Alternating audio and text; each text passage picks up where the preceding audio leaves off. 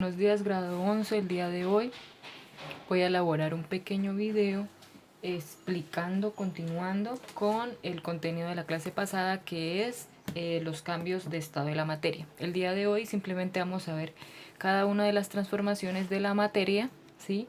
Ya un poco más profundizadas, ¿sí? Y explicadas. Entonces, para empezar, pues voy a hacer simplemente un pequeño recordatorio de las transformaciones de la materia: estado líquido, estado gaseoso, estado sólido y, como ya hicimos nosotros, la gráfica. Entonces vamos a empezar con la primera transformación, que es la fusión, ¿sí? Lo tengo yo aquí con los dibujos, quiero que ustedes también lo hagan si no lo hicieron en la tarea que yo ya había dejado. ¿Listos? Este video simplemente es para que retroalimentemos, ¿sí?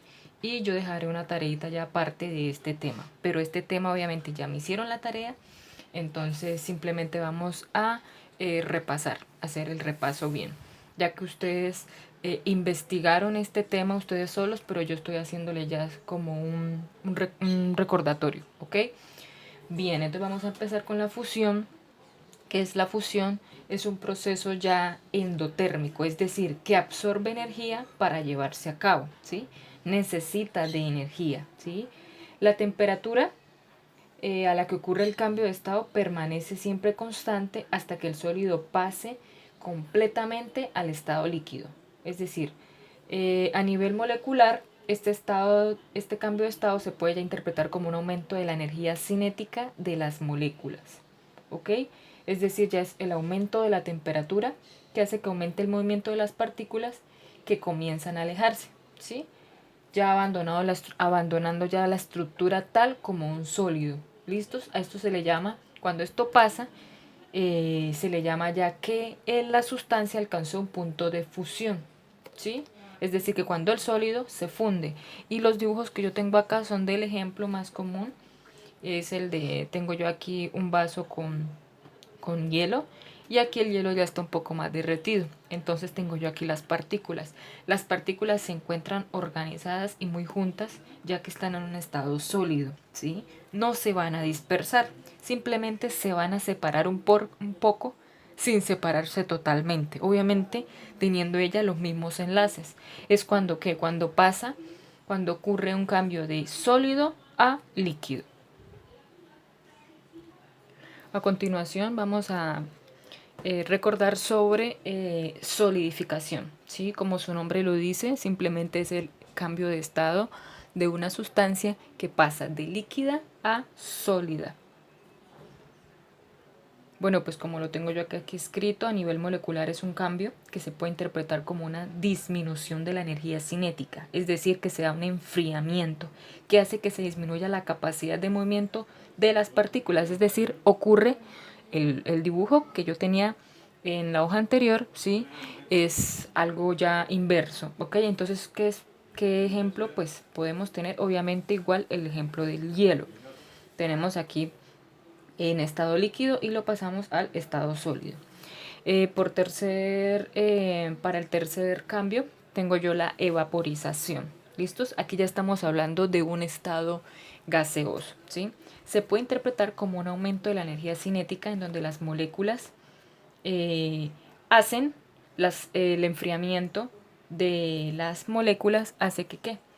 Que las partículas se alejen, ¿sí? Entonces, como yo lo tenía aquí en la otra hoja, las partículas tenían sus enlaces. En este caso, obviamente aquí está en un estado líquido, aquí ya pasa a un estado gaseoso.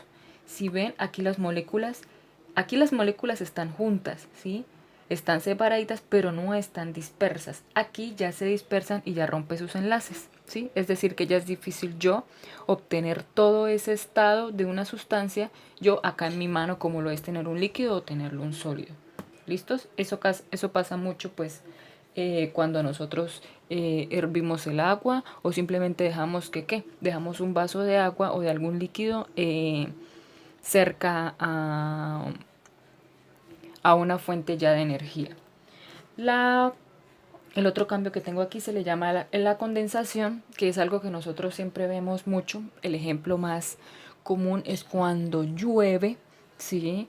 Cuando la temperatura está un poco húmeda, ¿sí? Y nosotros vemos en la ventana un poco que se ve un poco empañado, ¿sí? Pero no está lloviendo. ¿Qué pasa? Eso se le llama condensación del agua, ¿sí? El agua que quedó, ¿sí?, en el aire obviamente no se evapora siempre, sino que también se condensa y cae. Es por eso que a veces vemos que las plantas, las hojitas, tienen varias goticas de agua y ya no está lloviendo, ¿sí? Resulta que hay gotas que se secan y gotas que simplemente se forman por el vapor de agua. Es decir, es el caso contrario a la evaporización. ¿Listos? Puede observarse como parte de la precipitación dentro del ciclo del agua, donde el vapor de agua se va acumulando en las nubes, creando una densidad que hace que el vapor se transforme en agua y caiga como lluvia. Ese sería otro ejemplo. Y por último tengo yo aquí la sublimación, ¿sí? Tenemos sublimación inversa y sublimación directa, ¿sí? Pero este no es una transformación que nosotros vamos a ver muy a fondo, entonces simplemente vamos a definirla como sublimación por ahora, ¿sí? Cambio de estado de una sustancia de sólido a gas directamente sin pasar por el estado líquido.